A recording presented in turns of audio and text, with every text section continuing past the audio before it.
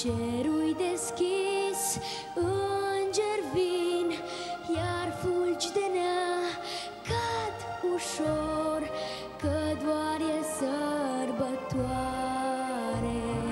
Încet, încet s-a înserat și peste oraș și peste sat, leruile trece în zbor, colindul călător.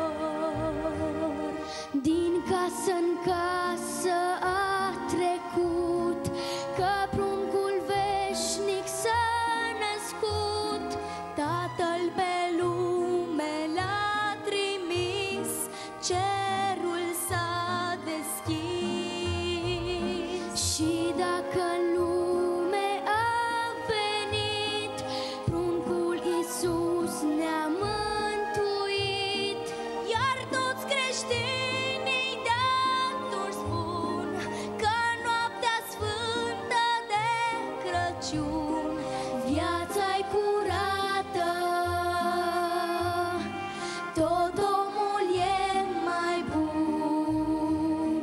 Tatăl nostru, fii cu noi, dă-ne pace în lume, fă-ne din mărăcini covoare moi. Fă să dispară crudul război, dă-ne speranțe, suflete noi. Cântecul, zâmbetul și dă-ne viață pe pământ, dă-ne din harul tău preasfânt, dă-ne iertarea cu numai un cuvânt. Din țara crudului Irod, al bunătății tale rod, s-a răspândit, mai bun să fim, iar astăzi te slăvim. Tu, Tatăl nostru, ne-ai trimis zâmbetul tău din paradis. Tu poarta lumii ai deschis și ne-ai adus un suflet bun în noaptea sfântă, în noaptea de Crăciun.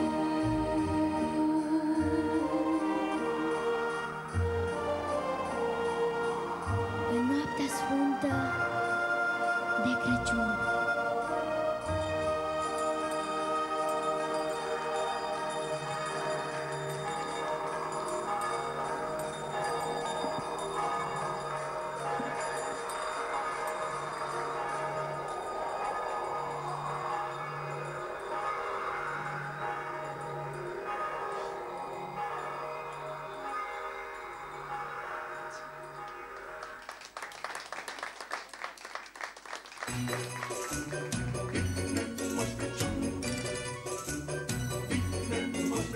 Și în acest an aș vrea să-mi aducă Moș Crăciun darul cel mai bun.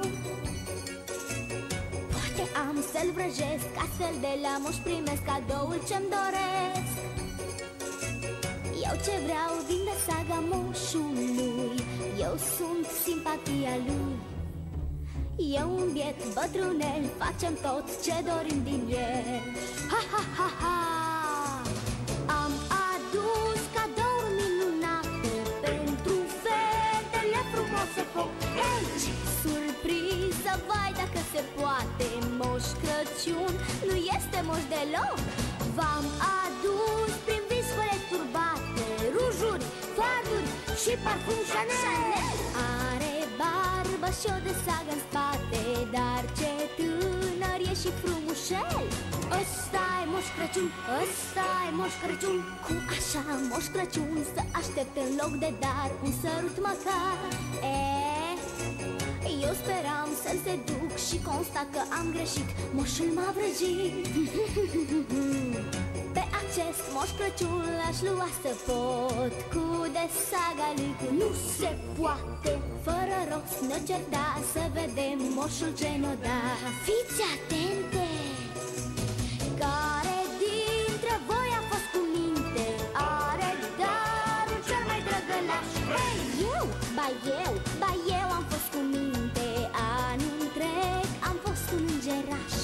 Să fiți îngeri, sunteți prea frumoase. Mă mințiți așa că-mi văd de drum.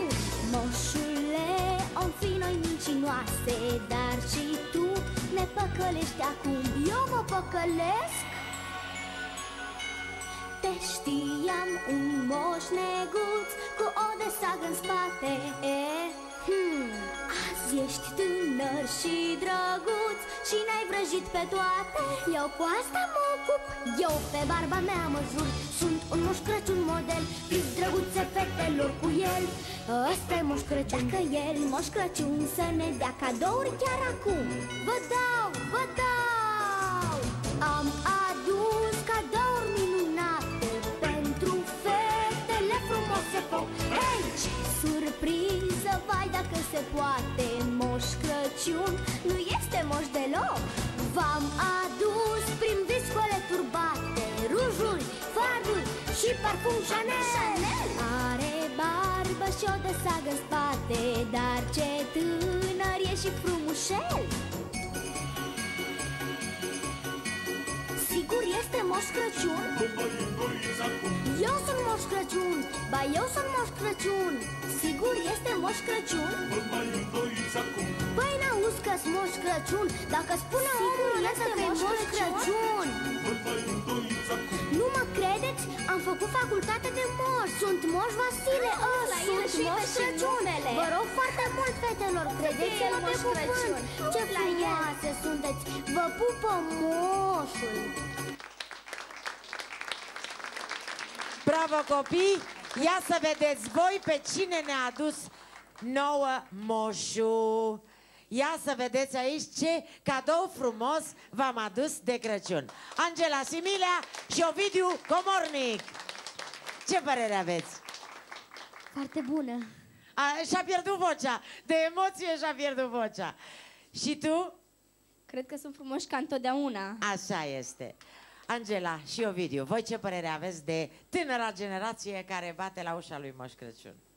Eu sunt foarte fericită. Au cântat live, i-ați auzit? Exact, sunt foarte fericită. Exact. Muzica românească încape pe mâini minunate. Minunate. Așa. Mulțumesc foarte mult! Mulțumesc foarte mult, vă rog să luați loc.